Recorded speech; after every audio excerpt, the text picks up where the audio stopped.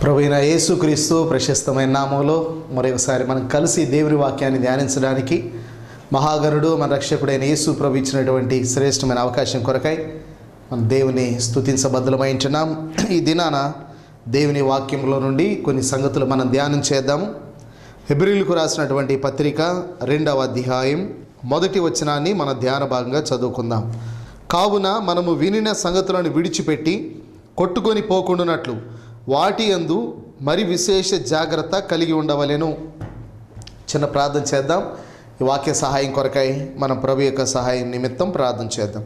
ప్రేమ కలిగిన మా తండ్రి, పరిశుద్ధుడైన దేవ, మరి ఒకసారి నీ వాక్యాన్ని మేము ధ్యానించడం కొరకు మాకు ఇచ్చిన ప్రశస్తమైన అవకాశం కొరకై మిమ్మల్ని స్తుతిస్తూ ఉంటున్నాను. మీరు మా కొరకు శ్రేష్టమైన సంగతులు మీ వాక్యంలో దాచి ఉంచారు. మీ ఆత్మ ద్వారా వాటిని మేము అర్థం చేసుకోవడానికి సహాయపడమని వేడుకుంటున్నాను. నాయన, మీ పరిశుద్ధాత్మను మీరు మాకు ఇచ్చారు. ఆ ఆత్మ నాయన తండ్రి సర్వసత్యములోనికి మమ్మల్ని నడిపించునని మీ వాక్యంలో రాయబడి ఉన్నది.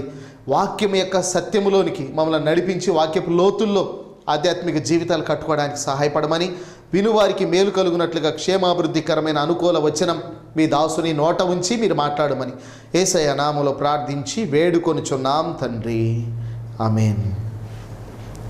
ప్రభునందు ప్రియులారా, మనం దేవుని వాక్యం ధ్యానించడానికి ప్రభు శ్రేష్టమైనటువంటి అవకాశం మనకిచ్చారు. బైబిల్ గ్రంథంలో రాయబడి ఉన్నది, వినుట వలన విశ్వాసం కలుగునని, వినుట క్రీస్తును గురించిన మాట వలన కలుగునని రాయబడి ఉన్నది. మనం ప్రభువుకు సంబంధించిన మాటలు కానీ దేవుని వాక్యంలో ఉన్నటువంటి మాటలు కానీ మనం ధ్యానిస్తూ ఉంటున్నప్పుడు మన విశ్వాసం అనేది అభివృద్ధి అవుతుంది. అందుకని మనం దేవుని వాక్యాన్ని ధ్యానించాలి. అంత మాత్రమే కాదు, దుష్టుల ఆలోచన చొప్పున నడవక, పాపుల మార్గము నిలువక, అపహాసకులు కూర్చుండు చోట కూర్చుండక, యెహోవా ధర్మశాస్త్రమునందు ఆనందించుచు దివారాత్రములు దాన్ని ధ్యానించేవాడు ధన్యుడు. అతడు నీటి కాలంలో ఎవరన్నా నాటబడినదై ఆకువాడక తన కాలమందు ఫలమిచ్చు చెట్టుబలి ఉండినని, అతడు చేయనదంతయు సఫలమగునని దేవుని వాక్యంలో రాయబడి ఉన్నది. మన వాక్యాన్ని ధ్యానించడం అనేది మన జీవితాలకు చాలా ఆశీర్వాదకరమైన విషయం. ఈ దినాన వాక్యములో నుండి కొన్ని ప్రాముఖ్యమైన సంగతులు మీ దృష్టికి తేవాలని అనుకుంటున్నాను. హెబ్రీయులకు రాసిన పత్రికలో ఉన్న జాగ్రత్తలు, హెబ్రీయులకు రాసిన పత్రికలో ఉన్న జాగ్రత్తలు. కనుక దేవుని యొక్క వాక్యంలో జాగ్రత్త అనే మాట చాలా చోట్ల మనం చూడగలం, ఆదికాండం నుండి ప్రకటన గ్రంథం వరకు. అయితే జాగ్రత్త అనేది ఎప్పుడు అవసరమో, ఎప్పుడు ఆ మాట మనం వింటామంటే ఏదో ప్రమాదం ఉన్నది కనుక దాన్ని మనం దాటుకొని వెళ్ళడానికి జాగ్రత్త అనేది మనకు అవసరమై ఉన్నది. మనం రోడ్డు మీద ప్రయాణం చేస్తూ ఉంటున్నప్పుడు మలుపు ఉన్నది జాగ్రత్త అని, ప్రమాదం జరిగే స్థలం జాగ్రత్త అని, ఆగి నెమ్మదిగా వెళ్ళవలెను అనేటువంటి మాటలు మనం చూస్తూ ఉంటాం. ఒకవేళ మనం కనుక వాటిని పట్టించుకోకపోతే ప్రమాదం జరగడానికి వీలుంటుంది. చాలామంది మరి రోడ్డు ప్రమాదాలు జరగడానికి కారణం హెచ్చరికలను పట్టించుకోకపోవటమే, ఆ హెచ్చరికలను ఖాతరు చేయకపోవడమే, హెచ్చరికలను వారు సరిగ్గా గమనించకపోవడం వలన అనేకమైనటువంటి ప్రమాదాలు జరుగుతుంటున్నాయి. బైబిల్ గ్రంథంలో కూడా దేవుడు తన పిల్లలమైనటువంటి మన కొరకై కొన్ని హెచ్చరికలు ఇచ్చాడు, కొన్ని జాగ్రత్తలు చెప్తూ వచ్చాడు. ప్రభువైన యేసుక్రీస్తు వారు కూడా ఆయన చనిపోక మునుపు ఆయన ఒలీవల కొండ మీద కూర్చున్నప్పుడు ఆయన చివరి ప్రసంగములో ఒలీవల కొండ మీద ప్రసంగములో తన శిష్యులతో జాగ్రత్త అని చాలాసార్లు చెప్పాడు. మీ విషయమై మీరు కూడా జాగ్రత్త అన్నాడు. అబద్ధ ప్రవక్తల విషయమై జాగ్రత్త అన్నాడు. మోసం చేసేవారు వస్తారు, జాగ్రత్త అని చెప్పాడు. కనుక జాగ్రత్త అనే మాట ప్రమాదం ఉన్నప్పుడే అది మనకు వినబడుతుంది. కనుక ప్రమాదాన్ని మనం అధిగమించి దాటి వెళ్ళడానికి మనకు జాగ్రత్తని అవసరమై ఉన్నాయి, దాన్ని మనం పట్టించుకోవాల్సిన అవసరమై ఉంటుంది. కనుక హెబ్రీయులకు రాసిన పత్రికలో రాయబడినటువంటి కొన్ని జాగ్రత్తల గురించి నేను మీకు చెప్పాలనుకుంటున్నాను. మొట్టమొదటిగా మనము 2వ అధ్యాయం 1వ వచనములో చూసాం, కావున మనము వినిన సంగతులను విడిచిపెట్టి కొట్టుకొని పోకుండానట్లు వాటి యందు మరి విశేష జాగ్రత్త కలిగి ఉండవలేను అని బైబిల్లో రాయబడి ఉన్నది. మనం బోలెడన్ని విషయాలు వింటాం, చాలా విషయాలు వింటాం. మీరు మీ సంఘములో మీ కాపరి బోధించేటువంటి విషయాల్ని మీరు వినొచ్చు. కనుక మనం అనేక మీటింగ్స్లో వినొచ్చు, టీవీలో వినొచ్చు, ఆ తర్వాత ఇతరత్ర రకరకాల సందర్భాల్లో మన వాక్యాన్ని వినొచ్చు. అయితే ముఖ్యంగా నీ సంఘములో, నువ్వు వెళ్ళేటువంటి స్థానిక సంఘంలో నీ కాపరి బోధించేటువంటి విషయాలు నీ ఆధ్యాత్మిక జీవితానికి అన్నిటికంటే కూడా ప్రయోజనకరమైనవి. కనుక ఆయన దేవుని ఆత్మచేత ఆయన బోధిస్తాడు. నీ ఆధ్యాత్మిక క్షేమాభివృద్ధి కొరకాయ ఆయన నీకు కొన్ని హెచ్చరికలు కూడా ఇస్తాడు. అయితే ఏమైతే వింటున్నావో వాటిని విడిచిపెట్టి కొట్టుకొని పోకుండా నువ్వు జాగ్రత్తగా ఉండాలని బైబిల్ గ్రంథం మనకి బోధిస్తూ ఉన్నది. అపోస్తలుడైన పౌలు తెస్సలోనికీయులకు రాసినటువంటి 2వ పత్రికలో తెస్సలోనికే సంఘానికి ఆయన రాసిన ఈ 2వ పత్రికలో చాలా అద్భుతమైనటువంటి మాట చెప్పాడు. 2వ అధ్యాయము, తెస్సలోనికీయులకు రాసిన 2వ పత్రిక 2వ అధ్యాయము 15వ వచనములు ఇలా చెప్పాడు. కాబట్టి సహోదరులారా, నిలుకడగా ఉండి మా నోటి మాట వలననైనను మా పత్రిక వలననైనను మీకు బోధింపబడిన విధులను చేపట్టుడి అన్నాడు. కనుక మీరు మొదట నిలకడగా ఉండండి, తర్వాత మా నోటి మాట వలన కానీ మా పత్రిక వలన కానీ మీకు ఏమైతే బోధించామో ఆ విధులను చేపట్టండి అన్నాడు. ఎందుకు ఆ మాట చెప్పవలసి వచ్చింది అని అంటే, ఆ దినాల్లో రకరకాల బోధలు అనేవి ప్రారంభమైనాయి. ఆ 2000 సంవత్సరాల క్రితమే అటువంటి భిన్నమైనటువంటి బోధలు, కలిపి చెరిపేటటువంటి బోధలు ప్రారంభమైనాయి. ముఖ్యంగా ఆ 2వ అధ్యాయంలో ప్రారంభ వచనాల్లో మనం చూసినప్పుడు ఇలా చెప్పాడు అపోస్తలుడైన పౌలు తెస్సలోనికీయులకు రాసిన 2వ పత్రిక 2వ అధ్యాయం 1వ వచనం, సహోదరులారా, ప్రభు దినం ఇప్పుడే వచ్చి ఉన్నట్టుగా ఆత్మ వలననైనను మాట వలననైనను మా యొద్ద నుండి వచ్చినదని చెప్పిన పత్రిక వలననైనను ఎవడైనా చెప్పిన ఎడల మీరు త్వరపడి చంచల మనస్కులు కాకుండవలెను అని పౌలు చెప్తూ వచ్చాడు. ఇక్కడ సందర్భాన్ని మనం చూస్తూ ఉంటున్నాం. యేసు ప్రభు మరలా తిరిగి వస్తానని ఆయన చెప్పాడు కదా. ఆయన రాకడ కొరకు మనం అందరం ఎదురు చూస్తున్నాం. రాకడ అని మన వాడుక భాషలో అంటాం, ర్యాప్చర్ అని ఇంగ్లీష్లో అంటారు, సంఘం ఎత్తబడుట అనేది మనం చూస్తాం. యేసుక్రీస్తు యొక్క ఆగమనము అనేది వాక్యానుసారమై ఉన్నది. కనుక మన వాడుక భాషలో రాకడ అంటాం, సంఘం ఎత్తబడుట లేక ర్యాప్చర్ లేకపోతే ఆగమనము అనేవి బైబిల్ గ్రంథంలో మనం చూస్తూ ఉంటున్నాం. అయితే యేసు ప్రభువారు ఎలా అయితే పరలోకానికి వెళ్ళిపోయాడో అలాగనే మధ్యాకాశానికి వస్తాడు. అయితే అది వచ్చినట్టుగా కొంతమంది మరి తెస్సలోనికే సంఘానికి వారు మాటో లేకపోతే పత్రిక ద్వారానో వాళ్ళు చెప్పారని, పౌలు ఇంకా ఇతర ప్రవక్తలు చెప్పారని వారు తీసుకొచ్చి చెప్పినప్పుడు వీరు కొంత కలవరపడ్డారు తెస్సలోనికైలు. అయ్యో, యేసు ప్రభు రాకడ వచ్చేసిందా, మరి మా పరిస్థితి ఏంటి, మేము విడవబడ్డామా ఏంటి, మా పరిస్థితి ఏంటి అన్నట్టుగా వారు కంగారు పడిపోయి చాలా అధైర్యపడిపోయారు వాళ్ళు.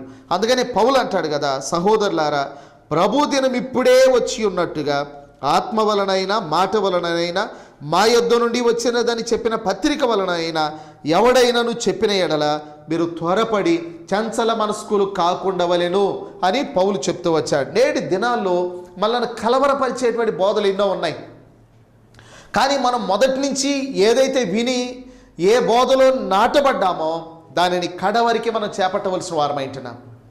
కనుక భిన్నమైన బోధల వైపు మనం తిరగకుండా మన జీవితాల్ని మనం జాగ్రత్తగా కాపాడుకోవాలి.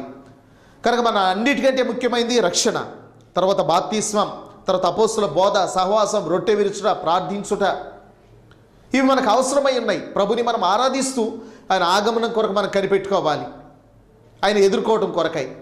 అయితే రకరకాల భిన్నమైన బోధలు ఉన్నాయి. వాటిలో యేసు ప్రభు యొక్క రాకడ వచ్చేసినట్లుగా ఫలానా తారీఖును వచ్చింది అన్నట్టుగా చెప్పేటువంటి భిన్నమైన బోధలు ఉన్నాయి. ఆ దినము కానీ ఆ గడియ కానీ ఎవరికి తెలియదని ప్రభు చెప్పారు. ఇంకా మరికొన్ని బోధలు మనం చూస్తూ ఉంటే 1000 ఏళ్ల పరిపాలన ప్రారంభమైనట్టుగానే అది జరుగుతూ ఉన్నట్టుగానే చెప్పేటువంటి బోధలు కూడా ఉన్నాయి. కానీ బైబిల్ ప్రకారం మనం ఆలోచించినప్పుడు ప్రభువైన యేసుక్రీస్తు మధ్యాకాశానికి వస్తాడు. ఆయన ఒకానొక దినాన సంఘాన్ని ఆయన పిలుస్తాడు. మనమందరం రెప్పపాటు కాలంలో మట్టి దేహాలు మహిమను ధరించి మధ్యాకాశానికి ప్రభుని ఎదుర్కోవడానికి వెళ్ళిపోతాం. మనం అక్కడ 7 ఏండ్లు విందు ఉంటుంది, భూమి మీద 7 ఏండ్లు శ్రమల కాలం ఉంటుంది. అది అయిన తర్వాత ఆయన మనల్ని తీసుకొని భూమి మీదకి వస్తాడు. 1000 ఏళ్ల పరిపాలన భూమి మీద జరుగుతుంది. ఆ 1000 ఏళ్ల పరిపాలన అయిపోయిన తర్వాత మనల్ని తీసుకొని నూతన యెరూషలేము అనేటువంటి పట్టణానికి ఆయన తీసుకొని వెళతాడు.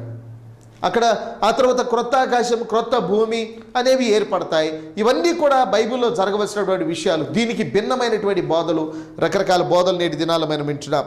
అందుకని అపోస్తలుడైన పౌలు అన్నాడు, కాబట్టి సహోదరులారా, నిలుకడగా ఉండి మా నోటి మాట వలననైనను మా పత్రిక వలననైనను మీకు బోధింపబడిన విధులను మీరు చేపట్టండి అన్నాడు. అంటే మీరు ఏదైతే వింటున్నారో దాన్ని మీరు గట్టిగా చేపట్టండి, త్వరపడి చంచల మనస్కులు కావద్దు అని చెప్పాడు. ఫిలిప్పీ పత్రికలో కూడా అపోస్తలుడైన పౌలు ఫిలిప్పీ సంఘానికి చెప్పాడు. ఫిలిప్పీ పత్రిక 3వ అధ్యాయం 16వ వచనం, 3:16, అయినను ఇప్పటి వరకు మనకు లభించిన దానిని బట్టి క్రమముగా నడుచుకొందము అన్నాడు.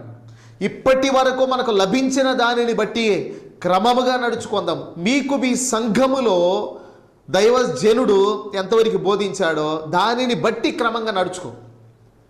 రకరకాల భిన్నమైన బోధల వైపు నువ్వు తిరగవద్దని ప్రభునామములో జ్ఞాపకం చేస్తూ ఉంటున్నాను. కనుక రకరకాల మర్మములని, లోతైన సంగతులని, జ్ఞానముతో కూడిన మాటలని చెప్పి అనేకుల మనస్సులను చెరిపేటువంటి వారు ఉన్నారు. ఆ విషయాల్లో మనం జాగ్రత్తగా మన జీవితాల్ని కాపాడుకోవాల్సిన వారమై ఉంటున్నాం. కనుక బైబిల్లో అపోస్తలుడైన పౌలు తిమోతికి చెప్పాడు. తిమోతి మొదటి పత్రిక 6వ అధ్యాయం 20వ వచనం 21వ వచనంలో అపోస్తలుడైన పౌలు చెప్పాడు, ఓ తిమోతి, నీకు అప్పగింపబడిన దానిని కాపాడి అపవిత్రమైన ఒట్టి మాటలకును, జ్ఞానమని అబద్ధముగా చెప్పబడిన విపరీత వాదములకును దూరముగా ఉండుము. ఆ విషయములో ప్రవీణులమని కొందరు అనుకొని విశ్వాస విషయము తప్పిపోయిరి అని పౌలు హెచ్చరించాడు. కనుక జ్ఞానము అనేటువంటి దాని విషయాల్లో కొంతమంది వాళ్ళు అనుకున్నారంటే ప్రవీణులము అనుకొని వారు విశ్వాస విషయంలో తప్పిపోయారంట. కనుక మనకు లభించిన దానిని బట్టియే మనం జాగ్రత్తగా నడుచుకోవాలి అని బైబిల్లో చెప్పాడు. అందుకని హెబ్రీల్ పత్రికలో ఉన్న మొదటి హెచ్చరిక, మనము వినిన సంగతులను విడిచిపెట్టి కొట్టుకొని పోకుండానట్లు వాటి యందు మన విశేష జాగ్రత్త మనం కలిగి ఉండాలని బైబిల్లో మనం చూస్తూ ఉంటున్నాం. అది మొదటి హెచ్చరిక. రెండవ హెచ్చరిక మనం చూస్తూ ఉంటే హెబ్రీ పత్రిక 3వ అధ్యాయం 12వ వచనములో మనం చూస్తాం, సహోదరులారా, జీవము గల దేవుని విడిచిపోవునట్టి విశ్వాసము లేని దుష్ట హృదయం మీలో ఎవని యందైనను ఒకవేళ ఉండునేమో అని జాగ్రత్తగా చూచుకొనుడి అన్నాడు. రెండవ హెచ్చరిక మనం చూస్తూ ఉంటే జీవము గల దేవుని విడిచిపోవునట్టి విశ్వాసము లేని దుష్ట హృదయం మీలో ఎవని యందైనా ఉండునేమో అని జాగ్రత్తగా చూసుకోవాలి అన్నాడు. ప్రభువైన యేసుక్రీస్తుని మన సొంత రక్షకునికి అంగీకరించిన తర్వాత మనం విశాల మార్గంలో కాదు, ఇరుకు మార్గంలో ప్రయాణం చేస్తున్నాం. చాలామంది అనుకుంటారు యేసు ప్రభు నమ్ముకున్నాక కష్టాలు, ఇబ్బందులు అన్నీ తొలగిపోతాయి, రోగాలు, రూపులన్నీ తొలగిపోతాయి, సమస్యలన్నీ తొలగిపోతాయి, హాయిగా ఉంటామని చాలామంది అనుకుంటారు. యేసు ప్రభు మనకు సహాయపడతాడు. ఆయన మనల్ని బాగు చేయగలడు, మనల్ని విడిపించగలడు, మనల్ని ఆదుకోగలడు, ఏదైనా చేయగలడు. మన కొరకు తన ప్రాణాన్నే ఇచ్చాడు, మన కొరకు ఏదైనా చేయగలడు. కానీ ఈ లోకంలో ఉన్నంత వరకు మన విశ్వాస విషయంలో బలపడాలి అని అంటే అగ్ని వంటి శ్రమలు అనేవి మనకు అవసరం. అగ్నిలో శోధింపబడిన తర్వాత నేను శుద్ధ సువర్ణముగా మారతానని యోబు పలికాడు. అలాగనే మనం కూడా ఇరుకు మార్గంలో ప్రయాణం చేస్తున్నాం. ఈ ఇరుకు మార్గంలో కొన్ని ఆటంకాలు, ఇబ్బందులు, కష్టతరమైన పరిస్థితులు ఏర్పడవచ్చు. ఈ పరిస్థితుల్లో మనం నమ్మకంగా ముందుకు సాగాలి. కానీ జీవము గల దేవుని విడిచిపోవునట్టు దుష్ట హృదయం మనలో రాకూడదు.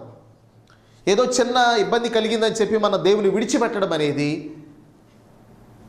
అది అవిశ్వాసం అవుతుంది, భక్తిహీనత అవుతుంది, చివరికి నీవే నష్టపరుచుకున్నట్టుగా అయిపోద్ది.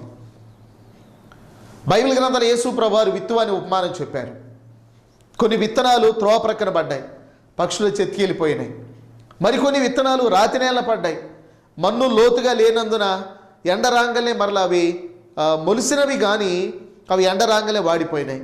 కొన్ని విత్తనాలు ముళ్ళ కంపల్లో పడ్డాయి, అవి ఎదగలేకపోతుంటున్నాయి, ముళ్ళ కంపలు అరిచివేసినాయి. కొన్ని విత్తనాలు శ్రేష్టమైన భూమిలో పడ్డాయి, 30 60 100 ఫలించినవి. అయితే రాతి నేలన పడిన విత్తనములను పోలిన వారు ఎవరనగా వాక్యం వినినప్పుడు సంతోషంగా అంగీకరిస్తారు, కానీ కొంచెము శ్రమ కానీ కష్టము కానీ రాగానే వాళ్ళు మరలా విడిచిపెట్టి వెళ్ళిపోతారంట. నేటి దినాల్లో చాలామంది యేసుప్రభు నమ్ముకోమంటే నమ్ముకునేవాళ్ళు, చేతులు ఎత్తేవాళ్ళు, త్వరపడి బాప్తిసాలు తీసుకునేవాళ్ళు, ప్రభు దగ్గర పరిగెత్తుకుంటూ వచ్చేవాళ్ళు. కానీ కొద్ది కాలం తర్వాత విడిచిపెట్టి వెళ్ళిపోయేవాళ్ళు.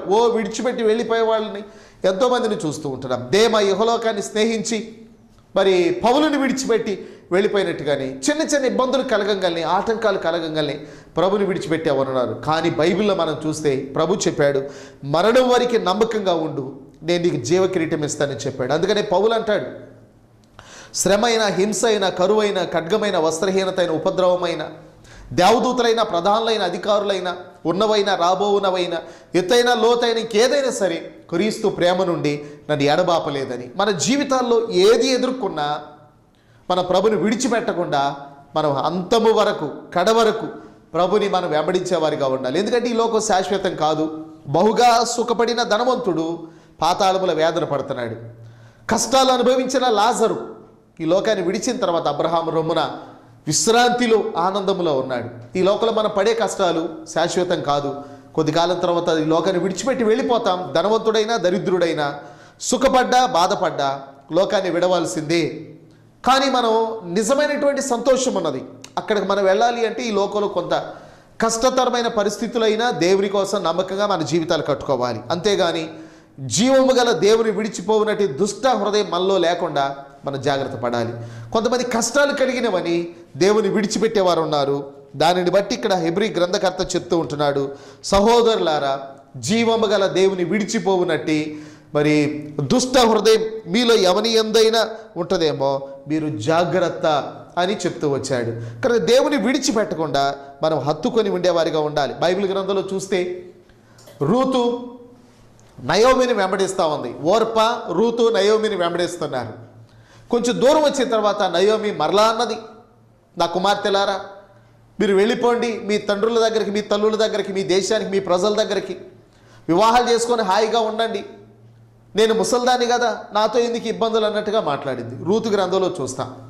ఓర్ప తన అత్తను ముద్దు పెట్టుకుంది, విడిచిపెట్టి వెళ్ళిపోయింది. కానీ రూతు అంటది, నీ జనమే నా జనం, నీ దేవుడే నా దేవుడు.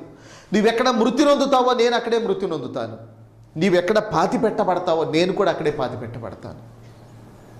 మనం ప్రభుని ఆ విధంగా వెంబడించాలి. అంతేగాని విడిచిపెట్టడం అనేది మంచిది కాదని బైబిల్ మనల్ని హెచ్చరిస్తూ ఉన్నది. బైబిల్ గ్రంథంలో దావీదు అబ్షాలోము యొక్క కుట్రను బట్టి దావీదు రాజ్యాన్ని విడిచి వెళ్ళిపోతూ ఉన్నాడు. చెప్పులు లేకుండా తలపైన కండువ వేసుకొని ఏడుస్తూ దావీదు వెళుతుంటే కొంతమంది దావీదుని వెంబడించేటువంటి వారు ఉన్నారు. దావీదు ఆ పర్వతం పైకి ఎక్కుతూ వెళుతూ ఉంటున్నాడు ఏడుస్తూ. ఇత్తయి అనేటువంటి మనుషుడు ఉన్నాడు, గిత్తీయుడైనటువంటి ఇత్తయి. అతడు దావీదుని వెంబడిస్తూ ఉంటే దావీదు అంటాడు, ఎందుకయ్యా నాతో పాటు నువ్వు రావడం? నిన్నగాక మొన్న వచ్చిన వాడవు నీవు, నీకెందుకు ఆ ఇబ్బందులు, తిరిగి వెళ్ళు అని అంటే ఆ వ్యక్తి అంటాడు కదా, యెహోవా జీవముతోడు నీ జీవముతోడు, నేను నిన్ను విడిచిపెట్టను, నీతోనే ఉంటాను అని అన్నాడు. బైబిల్ ఇంకా రాజుల 2వ గ్రంథంలో మనం చూస్తే, రాజుల 2వ గ్రంథంలో ఏలియా వెడలిపోయేటువంటి కాలం దగ్గర పడింది. దేవుడు ఏలియాని అగ్ని రథాల్లో పరలోకానికి తీసుకెళ్లేటువంటి సమయం ఆసన్నమైంది. ఏలియాని వెంబడిస్తున్నాడు ఎలీషా. ఏలియా అన్నాడు, ఇదిగో నువ్వు ఈ స్థలంలో ఉండు అన్నాడు, ఎరికోలోనే ఉండు అని అంటే ఎలీషా అంటాడు కదా, యెహోవా జీవముతోడు నీ జీవముతోడు, నేను నిన్ను విడిచిపెట్టాను. అక్కడి నుంచి గిల్గాలుకి వెళ్ళారు. ఇక్కడ ఉండు అని అంటే ఎలీషా అంటాడు, యెహోవా జీవముతోడు నీ జీవముతోడు, నేను నిన్ను విడిచిపెట్టాను. అక్కడి నుంచి బేతేలుకి వెళ్ళారు. ఏలియా అన్నాడు, నువ్వు ఎక్కడుండు బేతేలులో అని. ఎలీషా అంటాడు, యెహోవా జీవముతోడు నీ జీవముతోడు, నేను నిన్ను విడిచిపెట్టినాని. అక్కడి నుంచి యోర్దానికి వెళ్ళిన తర్వాత కూడా నేను నిన్ను విడిచిపెట్టినాను. నాకు యోర్దాను అద్దరికి వెళ్ళిన తర్వాత అప్పుడు ఏలియా అడుగుతాడు, నా వల్ల నీకేం కావాలి అని. నీవు పొందిన ఆత్మలో 2 పాళ్ళ ఆత్మ నాకు ఇవ్వమని. మిగతా చాలామంది శిష్యులు ఉన్నారు, కానీ వారు వెంబడించలేదు ఏలియా. ఆ విధంగా ఎలీషా వెంబడించాడు, చివరి వరకే 2 పాళ్ళ ఆత్మను పొందాడు. అద్భుతమైనటువంటి పనిని జరిగించినట్లు మనం చూడగలం. అలాగనే శ్రమైన, హింసైన, కరువైన, ఖడ్గమైన, వస్త్రహీనత అయిన ప్రభుని విడిచిపెట్టకుండా కడవరికి మనం ప్రభుని వెంబడించాలి. విశ్వాసము లేనటువంటి దుష్ట హృదయం మనలో ఒకవేళ ఉంటుందేమో, జీవముగల దేవుని విడిచిపోనట్లుగా మనము జాగ్రత్తగా ఉండాలని బైబిల్లో మనం చూస్తూ ఉంటున్నాం. తర్వాత బైబిల్లో ఇదే హెబ్రీలకు రాసిన పత్రిక 4వ అధ్యాయం 11వ వచనం, 4వ అధ్యాయం 11వ వచనం, కాబట్టి అవిధేయత వలన వారు పడిపోయినట్లుగా మనలో ఎవడునూ పడిపోకుండా ఆ విశ్రాంతిలో ప్రవేశించుటకు జాగ్రత్త పడుదము అన్నాడు. ఇక్కడ కూడా మరి ఒక జాగ్రత్త చెప్పాడు. అవిధేయత వలన వారు పడిపోయినట్లు అన్నాడు. అంటే ఇది ఎవరిని గురించి చెప్తున్నాడంటే ఇశ్రాయేలీల గురించి. ఇశ్రాయేలీలు ఐగుప్తులో దేవుని అద్భుతాలు చూసిన తర్వాత బయటకు వచ్చారు. వాళ్ళు ఎర్ర సముద్రం ఎదురైతే దేవుడు దాన్ని చీల్చి ఎర్ర సముద్రాన్ని 2 పాయలుగా చేసి ఆరిన నేలను నడిపాడు. వారు ఎర్ర సముద్రం దాటి అద్దరికి వచ్చాక మారాన్ని మధురంగా మార్చాడు దేవుడు వారి కొరకై. ఆ తర్వాత వారికి ఆహారం ఇచ్చాడు, ఆకాశం నుండి మన్నాను కురిపించి. మాంసం కావాలంటే పూరేళ్లను ఆకాశం నుండి ఆయన పంపించాడు. ఆ తర్వాత బండ నుండి నీటినిచ్చి వారి దప్పికను తీర్చాడు. పగల మేఘస్తంభంగా, రాత్రి అగ్నిస్తంభంగా దేవుడు వారికి తోడై ఉన్నాడు. వారి చెప్పుల వారు తెగలేదు, కాలు వాపు రాలేదు, వారి యొక్క వస్త్రాలు మాయలేదు. 40 ఏళ్ళు అరణ్యంలో సంచరించడానికి దేవుడు వారికి కృపనిచ్చాడు. దేవుడు అన్నాడు, బేకర ధ్వని కలిగిన పాడైన ఎడారిలో వారిని కనుగొని ఆవరించి పరామర్శించి కనుపాపాలే కాపాడానని. దేవుడు ఆ విధంగా వారికి అద్భుతంగా సహాయపడితే వారు అవిధేయత వలన పడిపోయినట్లుగా దేవుని వాక్యంలో మనం చూస్తూ ఉంటున్నాం. వారు ఎంతో దేవునికి విధేయులుగా ఉండవలసిన వారు. దేవుడు వారి కొరకై ఎన్నో చేసినా వారు అవిధేయతను చూపారు దేవుని ఎడల. వారు అవిధేయతను బట్టి వారు పడిపోయినట్టుగా మనం చూస్తూ ఉంటున్నాం. దేవుడు మన కొరకై ఎన్నో చేశాడు. అన్నిటికంటే ముఖ్యంగా మన రక్షణ కొరకై తన ప్రాణాన్ని త్యాగం చేశాడు ఆయన. మన కొరకు చేసినటువంటివి అమోఘమైనవి, అద్భుతమైనవి ప్రభు మన జీవితాల్లో చేసినవి. అయితే ఇంత చేసినా మనం దేవుని కనుక విధేయతను చూపకపోతే మనం కూడా ఇశ్రాయేలీల వలె పడిపోతాం. ఇశ్రాయేలీలు అరణ్యములో రాలిపోయినట్టుగా దేవుని వాక్యంలో మనం చూస్తాం. కొరింథీయులకు రాసిన మొదటి పత్రిక 10వ అధ్యాయం 3వ వచనం నుండి, అందరూ ఆత్మ సంబంధమైన ఒకే ఆహారమును భుజించిరి, అందరూ ఆత్మ సంబంధమైన ఒకే పానీయమును పానము చేసిరి, ఏలయనగా తమను వెంబడించిన ఆత్మ సంబంధమైన బండలోనిది త్రాగిరి, ఆ బండ క్రీస్తే. అయితే వారిలో ఎక్కువ మంది దేవునికి ఇష్టలుగా ఉండకపోయిరి గనుక అరణ్యములో సంహరింపబడిరి అన్నాడు. తర్వాత వారు ఆశించిన ప్రకారం మనము చెడ్డవాటిని ఆశింపకుండానట్లు ఈ సంగతులు మనకు దృష్టాంతములుగా ఉన్నవి అన్నాడు. జనులు తినుటకు త్రాగుటకు కూర్చుండి ఆడుటకు లేచిరి అని వ్రాయబడినట్లు వారిలో కొందరి వలె మీరు విగ్రహారాధికులై ఉండకుడి, మరియు వారి వలె మన వ్యభిచరింపకై ఉందము. వారిలో కొందరు వ్యభిచరించినందున ఒక్క దినముననే 23,000 మంది కూలిరి. ప్రభువును శోధింపకై ఉందము. వారిలో కొందరు శోధించి సర్పముల వలన నశించిరి. ఇవన్నీ కూడా వారు పడిపోవడానికి కారణాలు.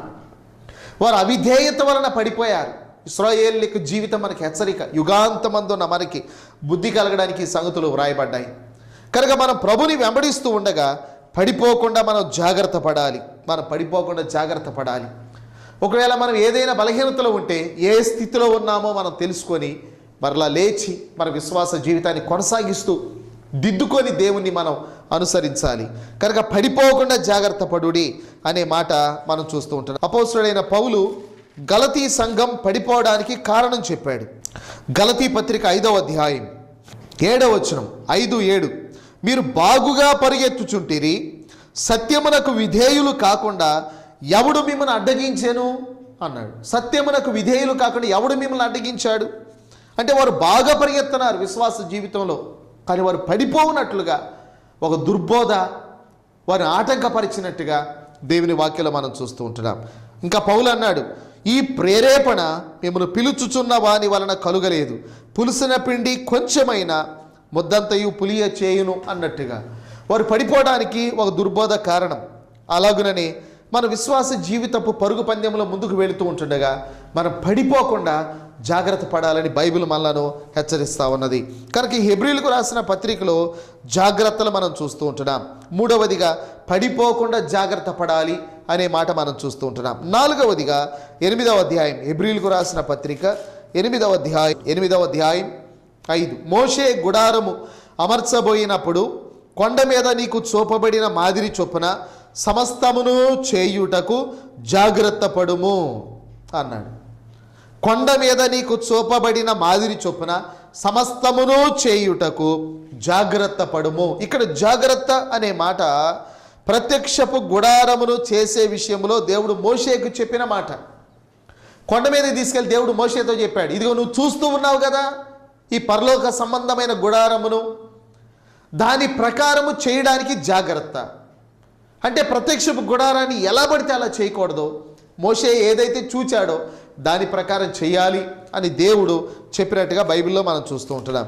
అయితే మోషేని గురించి మనం చదువుతూ ఉంటే నిర్గమాకాండములో మనము 40వ అధ్యాయం ఇలాగ వ్రాయబడి ఉన్నది. 16వ వచనం, మోషే ఆ ప్రకారము చేసెను, యెహోవా తనకి ఆజ్ఞాపించిన వాటినన్నిటినీ చేశాను, అలాగుననే చేశాను. దేవుడు చెప్పాడు, జాగ్రత్త, నీకు చూపబడిన దాని ప్రకారం చేయాలి నీవు అంటే మోషే అలాగుననే చేశాడంట.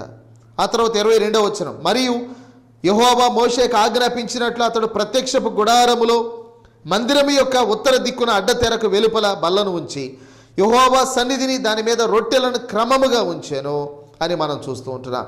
ఇలాగ మనం చూస్తే దేవుడు మోషేకు ఆజ్ఞాపించిన ప్రకారం అలాగనే చేశాడంట. 33వ వచనం, మరియు అతడు మందిరమునకును బలిపీఠమునకును చుట్టూ ఆవరణమును ఏర్పరిచి ఆవరణ ద్వారపు తెరను వేసెను, అలాగున మోషే పని అంతయు సంపూర్తి చేశాను అనే మాట మనం చూస్తున్నాం. కనుక వాళ్ళు దేవుడు చెప్పిన విధంగా వారు పనిని సంపూర్తి చేశారు. కొండ మీద నీకు చూపబడిన ప్రకారం మాదిరి చొప్పున సమస్తమును చేయుటకు జాగ్రత్త అన్నట్టు దేవుడు మనకి ఏ విధులను ఇచ్చాడో, ఎలా బ్రతకమని చెప్పాడో, మన జీవితాన్ని ప్రత్యక్షపు గుడారంలాగా ఎలా కట్టుకోమని దేవుడు చెప్పాడో అలా కట్టుకోవడానికి మనం జాగ్రత్త పడాలని దేవుని వాక్యంలో మనం నేర్చుకుంటున్నాం. పాత నిబంధనలో ప్రత్యక్షపు గుడారంను కట్టినట్టుగా క్రొత్త నిబంధనలో సంఘము కట్టవలసిన వారై ఉన్నారు. అదేవిధంగా మన జీవితాలను కూడా కట్టుకోవాల్సిన వారమై ఉంటున్నాం. మన దేహమే దేవుని ఆలయం. దేవుడు చెప్పిన విధంగా మన జీవితాన్ని మనం కట్టుకోవాల్సిన వారమైంటున్నాం. ఆ విషయంలో జాగ్రత్త అని బైబిల్లో చెప్పాడు. చివరిగా హెబ్రీయులకు రాసిన పత్రిక 12వ అధ్యాయం 16వ వచనంలో ఇలా చెప్పాడు. హెబ్రీ పత్రిక 12:16 ఒక పూట కూటి కొరకు తన జ్యేష్ఠత్వపు హక్కును అమ్మివేసిన ఏశావు వంటి భ్రష్టుడైన వ్యభిచారి అయినను ఉండునేమో అనియు జాగ్రత్తగా చూచుకొనుడి అన్నాడు. హెబ్రీ పత్రికలో ఈ జాగ్రత్తలు మనం ధ్యానం చేస్తూ ఉంటున్నాం. ఈ చివరి జాగ్రత్త దేనిని గురించి అనంటే, ఏశావు వంటి భ్రష్టుడైన వ్యభిచారి అయిన ఒకవేళ మీలో ఉంటాడేమో జాగ్రత్త అన్నాడు. ఏం చేశాడు ఏశావు అని అంటే, ఒక పూట కూటి కొరకు జ్యేష్ఠత్వపు హక్కుని అమ్మివేసిన వాడు. జ్యేష్ఠత్వం అనేది ఎంత అద్భుతమైంది ఇశ్రాయేలీలకు. కానీ ఒక్క పూట కూటి కొరకై జ్యేష్ఠత్వపు హక్కును అమ్మివేశాడు అని అంటే, ఏశావు ఏది శ్రేష్టమైనదో, ఏది మంచిదో దానిని వదిలిపెట్టి విలువలేని దానిని కోరుకున్నట్టుగా, తాత్కాలికమైన దానిని కోరుకున్నట్టుగా మనం చూడగలుగుతుంటున్నాం. ప్రియులారా, నేటి దినాల్లో అన్నిటికంటే ముఖ్యమైనది రక్షణ అనేది. కనుక పరలోకములో జీవగ్రంథం ఉన్నది, అక్కడ నీ పేరు రాయబడి ఉన్నదా అనేది ఆలోచించాలి. ఈ లోకంలో మనము జనాభా లెక్కల్లో మన పేరు ఉండొచ్చు, వాటర్ లిస్ట్లో మన పేరు ఉండొచ్చు, ఆధార్ కార్డులో మన పేరు ఉండొచ్చు, ఇంకా రకరకాల గుర్తింపు కార్డుల్లో మన పేర్లు ఉండొచ్చు. కానీ జీవగ్రంథంలో నీ పేరు ఉన్నదా లేదా అని నీవు ఆలోచించేయాలి. కనుక ఎవరి పేరైనా జీవగ్రంథమందు రాయబడినట్టు కనబడని ఎడల వాడు మండుచున్న అగ్ని గుండములో పడవేయబడతాడని బైబిల్లో రాయబడి ఉన్నది. ఏశావులాగా తాత్కాలికమైన వాటిని ప్రేమించి నిత్యమైన వాటిని పోగొట్టుకుంటే ఏశావు లాంటి భ్రష్టుడు వ్యభిచారి మీలో ఒకవేళ ఉంటాడేమో జాగ్రత్త అని బైబిల్ హెచ్చరిస్తా ఉన్నది. కనుక మన దృష్టిలో ఏది ముఖ్యమైనదో దాని మీద మనం దృష్టిని నిలపాలి, ఏది అవసరమైనదో దాని మీద మనం దృష్టిని నిలపాలి, ఏది మన నిత్యత్వానికి నడిపిస్తుందో దాని మీద దృష్టిని నిలపాలి. అది మనకు ముఖ్యమైనదని బైబిల్ బోధిస్తా ఉన్నది. కనుక హెబ్రీయుల పత్రికలో 5 రకాల జాగ్రత్తలు మనం చూసాం. 1, వినిన సంగతులను విడిచిపెట్టి కొట్టుకొని పోకుండా జాగ్రత్తగా ఉండాలి అని మనం చూస్తూ ఉంటున్నాం. కనుక మనకు పూర్వమందు ఉన్న భక్తులు మరి శ్రేష్ఠులైనటువంటి దైవజనులు మనకి ఏది బోధించారో ఆ సత్యాలి. అంతేగాని క్రొత్త బోధల వైపు తిరిగిపోయి మన విశ్వాస విషయంలో దిగజారకుండా జాగ్రత్త పడాలని బైబిల్ బోధిస్తూ ఉన్నది. 2వది, జీవము గల దేవుని విడిచిపోవనట్టి దుష్ట హృదయం మనలో ఒకవేళ ఉంటుందేమో జాగ్రత్త. చిన్న కష్టాలు వస్తాయి అని దేవుని విడిచిపెట్టవద్దు. మనం ఉన్నది ఇరుకు మార్గంలో, ఒక దినాన విశాలతలోనికి వెళ్ళిపోతాం, ఆనందములోనికి వెళ్ళిపోతాం. నిత్యానందం అది, యుగ యుగాలు గడిపే ఆనందం అది. తాత్కాలికమైన సంతోషం కోసం యేసు ప్రభుని విడిచిపెట్టకుండా జాగ్రత్త అని బైబిల్లో మనం చూస్తున్నాం. 3వది, మరి పడిపోకుండా మనం జాగ్రత్త పడాలి.